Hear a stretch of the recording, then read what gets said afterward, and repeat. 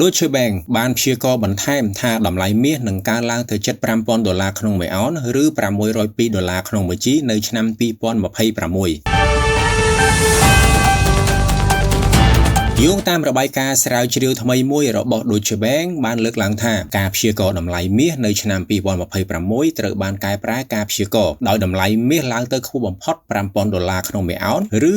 $602 ក្នុងមួយជីធនាគារនេះក៏បានព្យាករណ៍ទៀតដែរថាមាសនឹងដើរនៅក្នុងជួរតម្លៃប្រចាំឆ្នាំស្ថិតនៅចន្លោះ $3,950 ទៅ $4,950 ក្នុងមួយអុន ឬ $476 ទៅ $596 ក្នុងមួយជីនៅឆ្នាំ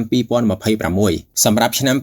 2027 Deutsche Bank បានព្យាករណ៍ថាតម្លៃអាចឡើងដល់ $5,150 ក្នុងមួយអុន ឬ $620 ក្នុងមួយជីផងដែរធនាគារបានលើកឡើងពីកត្តាទីផ្សារដែលគាំទ្រមានលំហូរទុនវិនិយោគមាសមានស្ថិរភាពកើនឡើងសូចនាករបច្ចេកទេសបង្ហាញថាការកែតម្រូវទីផ្សារមាសត្រូវបានបញ្ចប់រួចហើយ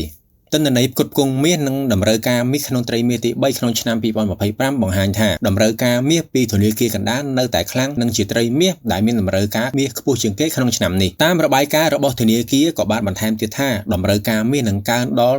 1,053 តោនក្នុងឆ្នាំ 2026 បើប្រៀបធៀបនៅឆ្នាំ 2025 គឺមានចំនួន 853 តោនផលិតកម្មមាសពីរ៉ែនឹងកើនត្រឹម 3,715 តោនក្នុងឆ្នាំ 2026 កើនតិចបើប្រៀបនឹងតម្លៃកំពុងឡើងថ្លៃខ្លាំងការផ្គត់ផ្គង់មាសរំលាយប្រើប្រាស់ឡើងវិញប្រមាណ 1,470 តោននៅតែទាបជាងពីមុនលក្ខណៈតម្រូវការខ្លាំងបូករួមនឹងការផ្គត់ផ្គង់កើនតិចបង្កើតបរិយាកាសគាំទ្រដល់តម្លៃមាសឲ្យកើនបន្ថែមទៀត